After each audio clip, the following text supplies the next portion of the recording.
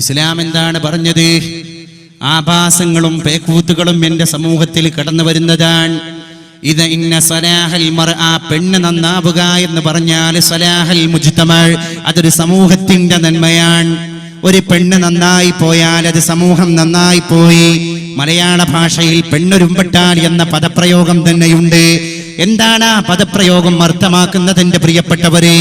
അതുകൊണ്ട് ഇന്ന സ്വലാഹൽ മർഅ, ഒരു പെണ്ണിന്റെ ഉത്തമമായിരിക്കുന്ന അവസ്ഥ, സ്വലാഹുൽ മുജ്തമഅ, അത് കമ്മ്യൂണിറ്റിയുടെ നന്മയാണ്, അതൊരു സമൂഹത്തിന്റെ നന്മയാണ്. സമൂഹത്തെ നേരായ ദിശയിലേക്ക് വഴി നടത്താൻ പെണ്ണിനെ കൊണ്ടേ സാധിക്കൂ. സമൂഹത്തിന്റെ യഥാർത്ഥ മതകീയമായിരിക്കുന്ന പ്രമാണങ്ങളെ തകർക്കാനും പെണ്ണിനെ കൊണ്ടേ സാധ്യമാകൂ. അതും പെണ്ണിനെ കൊണ്ടേ സാധ്യമാകൂ. ഇന്നും കണ്ണൂരിലെ പ്രിയപ്പെട്ട ഒരു ഇസ്ലാമിക വനിത, ഇസ്ലാമിനെ പ്രതിനിധീകരിക്കുന്ന ഗവൺമെന്റ് സ്കൂളിൽ പഠിപ്പിക്കുന്ന ടീച്ചറാണ് തന്റെ ഫേസ്ബുക്കിൽ പോസ്റ്റ് കൊടുത്തത്. മറൈൻ ഡ്രൈവിലെ ചുംബന സമരത്തെ ഞാൻ അനുകൂലിക്കുന്നു എന്ന് പറയാൻ അപാരമായ തൊലിക്കട്ടി വേണം. ആ പാഠശാലയിലുമുണ്ട്, നമ്മുടെ മക്കള് പഠിക്കുന്നു, ആ ടീച്ചറെ സ്റ്റുഡന്റ് ആയിട്ട് അല്ലേ? കണ്ണൂർ ജില്ലയിലെ ഇസ്ലാമിന്റെ പേരെടുത്ത് പരാമർശിക്കപ്പെടുന്ന ഒരു ഗവൺമെന്റ് സ്കൂളിൽ അധ്യാപിക. നാണമില്ലേ സഹോദരിമാരെ? നമ്മളൊന്ന് ആലോചിച്ച് നോക്കണം. എന്ത് വലിയ സംസ്കാരാണത്! അല്ലാഹുവിന്റെ റസൂൽ സല്ലല്ലാഹു അലൈഹി വആലിഹി വസഹബിഹി വസല്ലം നബി തിരുമേനി പറഞ്ഞു പോയി, എന്റെ സമൂഹം ഫസാദായി ഫസാദായി ഫസാദായി ഫസാദിയത്ത് എവിടെ നിൽക്കും? വഴിയരികിലൂടെ നടന്നു പോകുമ്പോൾ നടുറോട്ടിലും പൊതുവഴികളിലും അവിഹിത ബന്ധങ്ങൾ നടന്നുകൊണ്ടിരിക്കും. മനുഷ്യൻ അത് കാണാതിരിക്കാൻ കണ്ണു ചിമ്മും. വൃത്തികേടുകൾ വ്യാപകമായി രഹസ്യത്തിന്റെ അറകളിൽക്കുള്ളിൽ നിന്ന്, ഇരുട്ടിന്റെ മറവിൽ നിന്നത് പട്ടാപകൽ വെളിച്ചത്തേക്ക് കടന്നു വരും. അത് തെരുവുകളിലേക്ക് വലിച്ചടക്കപ്പെടുന്നതാണ്. അന്യൻ കാണുന്നത് ലജ്ജയുണ്ടെങ്കിലല്ലേ പ്രശ്നമുള്ളൂ. ലജ്ജയെടുത്ത് കളയപ്പെട്ടു പോയാൽ പിന്നെ അന്യൻ കാണുന്നതിന് എന്താണ് പ്രശ്നം? കൊച്ചിയിലെ മറൈൻ ഡ്രൈവിലേക്ക് കടന്നു വന്നവൾക്ക് ലജ്ജയില്ലാത്തത് കൊണ്ടാണ് പരസ്യമായിട്ട് തന്റെ എതിർലിംഗത്തിൽപ്പെട്ട കാമുകന്റെ മുഖത്ത് ചുംബനം കൊടുക്കാൻ അവൾക്ക് തൊലിക്കട്ടിയുണ്ടായി പോയത്. അവരുടെ ഹൃദയത്തിൽ നിന്ന് സദാചാരബോധം അസ്തമിച്ചു പോയതിന്റെ പേരിലാണ്. അതിനുവേണ്ടി ഇനി എത്ര കാരശ്ശേരിമാര് മലയാള മനോരമയുടെയും മാതൃഭൂമിയുടെയും എഡിറ്റോറിയൽ പേജുകളെ ഉപയോഗപ്പെടുത്തിയിട്ട് നാഴികക്ക് 40 പ്രാവശ്യം ചർവണം നടത്തി, മൈതാന പ്രസംഗം നടത്തി, ഒലക്കമുക്കിയ അക്ഷരത്തിലൂടെ വെണ്ടക്ക നിരത്തി, അച്ചുകൾ നിരത്തിയാലും ശരി, എന്റെ പ്രിയപ്പെട്ടവരെ, നിങ്ങൾക്ക് മതത്തിന്റെ സംസ്കാരങ്ങളെ തകർക്കാൻ സാധ്യമല്ല എന്ന് പറഞ്ഞു കൊടുക്കാൻ ആണത്തമുള്ള ആർജവമുള്ള ചെറുപ്പക്കാരാ നമ്മൾ സന്നദ്ധരാകേണ്ടതുണ്ട്. വല്ലാത്ത അത്ഭുതമായി പോയി. 60-70 ഒക്കെ കഴിഞ്ഞ വലിയ പത്രമാധ്യമ പ്രവർത്തകരെ എന്ന് സ്വന്തം വിശേഷിപ്പിക്കപ്പെടുന്ന ഈ ബുദ്ധിജീവികളാണ് പിന്നെ അതിനെ ന്യായീകരിച്ചിട്ട് ലേഖനം എഴുതാൻ. അതൊക്കെ ഓരോരുത്തരുടെ സ്വാതന്ത്ര്യമാണ്. നമ്മൾ സ്വാതന്ത്ര്യമുള്ള നാട്ടിലാണ് ജീവിക്കുന്നത്. The greatest republic, democratic, socialist, secularist republic country of the world, അതാണ് ഇന്ത്യ. ആ ഇന്ത്യ രാജ്യത്തില് പ്രായപൂർത്തിയായ ആൾക്കും അവരുടേതായ സ്വാതന്ത്ര്യമുണ്ട്. അതുകൊണ്ട് ഏത് സമരത്തിനും ആ സമരത്തിന്റെ സംഘാടകർ നിശ്ചയിക്കുന്ന സ്വാതന്ത്ര്യം കൊടുക്കാൻ ഇവിടുത്തെ ഭരണകൂടം സന്നദ്ധരാകണം, പോലീസ് സന്നദ്ധരാകണം. മറൈൻ ഡ്രൈവിലേക്ക് കിസ് ഓഫ് ലവിന്റെ സംഘാടകരായിട്ട് വന്ന, ഫ്രീ തോട്ടിന്റെ സംഘാടകരായിട്ട് വന്ന ആളുകളെ വിരട്ടിയോടിച്ച പോലീസിന്റെ നടപടി കിരാതമാണ് എന്ന് വിശേഷിപ്പിക്കുന്ന രീതിയിൽ എത്ര ബുദ്ധിജീവികൾ ഇവിടെ കടന്നു വന്നു. ഞാൻ ചോദിക്കട്ടെ, അങ്ങനെ ഓരോ സമരവും ആ സമരത്തിന്റെ അണിയറ ശില്പികളുടെ സ്വാതന്ത്ര്യമാണെങ്കിൽ നാളെ ആയുധമേന്തിയിട്ട് കടന്നു വരാൻ ചില സ്വാതന്ത്ര്യമുള്ള സംഘാടകർ തീരുമാനിക്കുകയാണ്, ഞങ്ങൾ കൊലപാതക സമരമാണ് നടത്താൻ പോകുന്നത്, അതുകൊണ്ട് മുന്നിൽ കാണുന്ന ആൾക്കാരെ മുഴുവൻ ഞങ്ങൾ കൊലപ്പെടുത്താണ് എന്നുള്ള സമരം കൊടുത്താൽ, കാരശ്ശേരിയുടെ ഭാഷയിൽ പറഞ്ഞാൽ അതിനുള്ള സ്വാതന്ത്ര്യം കൊടുക്കലും നാട്ടിലെ നിയമപാലകന്റെ ബാധ്യതയാണ്. അതല്ലേ?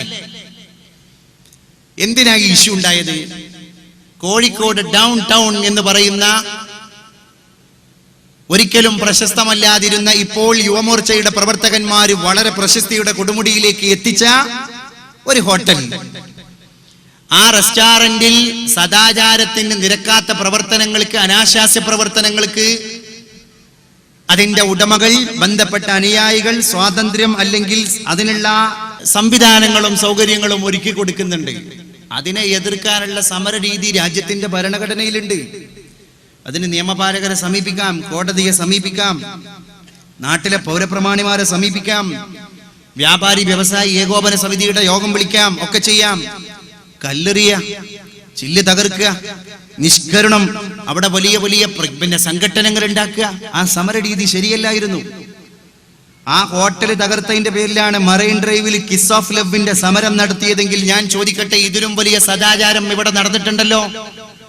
മലപ്പുറം ജില്ലയിലെ കൊടിയത്തൂർ എന്ന് പറയുന്ന ചെറുവാടിക്കടുത്തുള്ള കോഴിക്കോട് ജില്ലയുടെ അയൽപ്പക്ക പ്രദേശമായ സ്ഥലത്ത് കഴിഞ്ഞ 2 വർഷം മുമ്പാണ് ഷഹീദ് ബാബ എന്ന് പറയുന്ന ചെറുപ്പക്കാരനെ സദാചാര പോലീസ് ചമഞ്ഞ് അവന്റെ നാട്ടുകാരെ ഒരു മരത്തിൽ കെട്ടിയിട്ടിട്ട് വൃഷ്ണം പോലും മുടച്ചു, ഷണ്ഡീകരിച്ചു.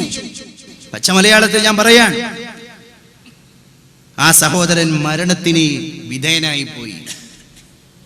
നാട്ടുകാരുടെ അടി കിട്ടിയിട്ട് നമ്മള് കോയമ്പത്തൂരിലും ആന്ധ്രാപ്രദേശിലും ആസാമിലും ബംഗാളിലും ഹരിയാനയിലും ഒക്കെ കാണുന്ന കിരാതമായിരിക്കുന്ന തച്ച് കൊല്ല ആ പ്രവൃത്തി നടന്നില്ലേ കൊടിയത്തൂരിൽ?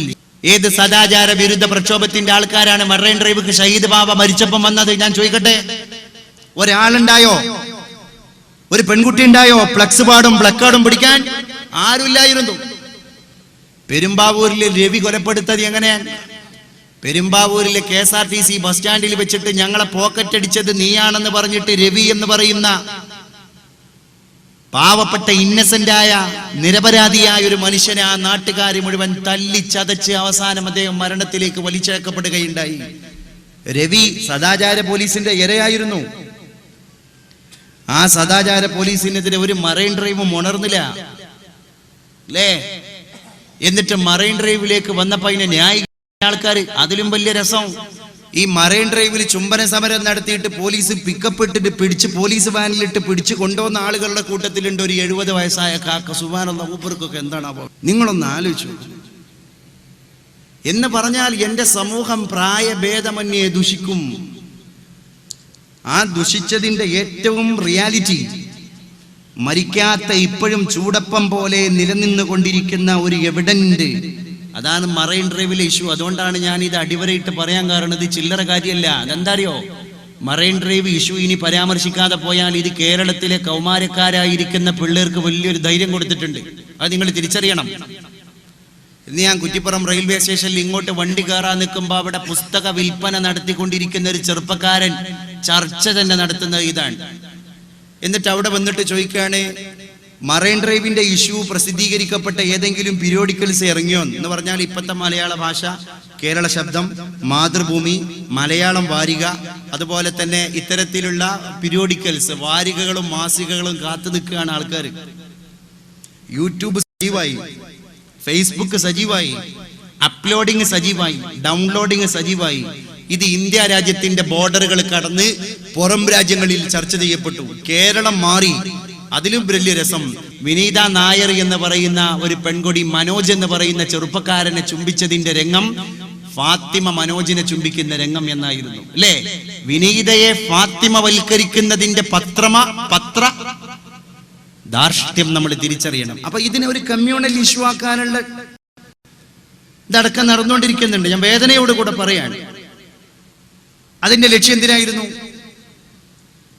അപ്പൊ എന്താ, ഇനിയെങ്കിലും അച്ചടക്കത്തിന് പോകുന്ന കുടുംബ സംവിധാനങ്ങൾ ഉണ്ടെങ്കിൽ അതും തകരണം എന്ന് ലക്ഷ്യം വെക്കുന്ന ചില മാധ്യമ പട കേരളത്തിന്റെ അണിയറ ശില്പികളായിട്ട് നടന്നുകൊണ്ടിരിക്കുകയാണ്. ഈ മാധ്യമങ്ങളാണ് നമ്മുടെ പിള്ളേരെ മുഴുവൻ വഷളാക്കുന്നത്.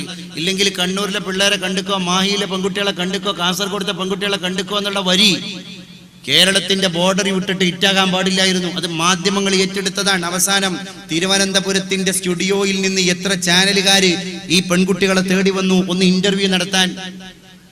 ഈ വൃത്തികെട്ട വരികൾ എഴുതി വെച്ച പെൺകുട്ടികളൊന്ന് ഇന്റർവ്യൂ നടത്താൻ എത്ര പത്രമാധ്യമ പ്രവർത്തകർ കടന്നു വന്നു കേരളത്തിൽ. അതെന്താ?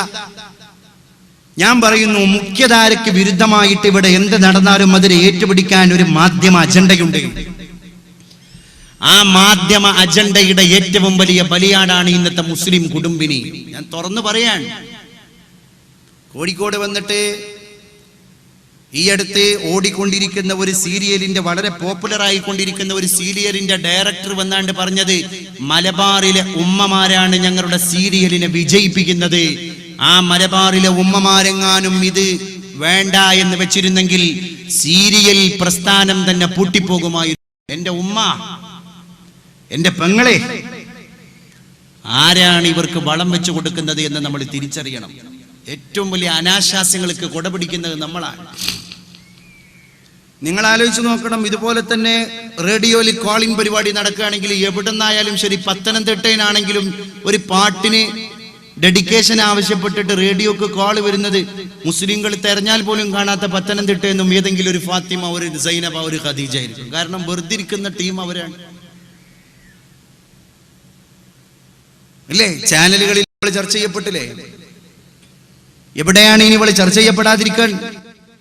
എല്ലാ ഭാഗത്തും ചർച്ച ചെയ്യപ്പെട്ടു. അതുകൊണ്ടാണ് എന്റെ പ്രിയപ്പെട്ടവരെ, more humans but less humanity. ഒരുപാട് ആളുകളെ കാണുന്നു നമ്മൾ. ഇന്ന് ആളുകൾക്ക് പഞ്ഞമില്ല, ആളുകൾക്ക് ഇന്ന് പഞ്ഞമില്ല. പക്ഷേ ലെസ് ഹ്യൂമനിറ്റി, മനുഷ്യ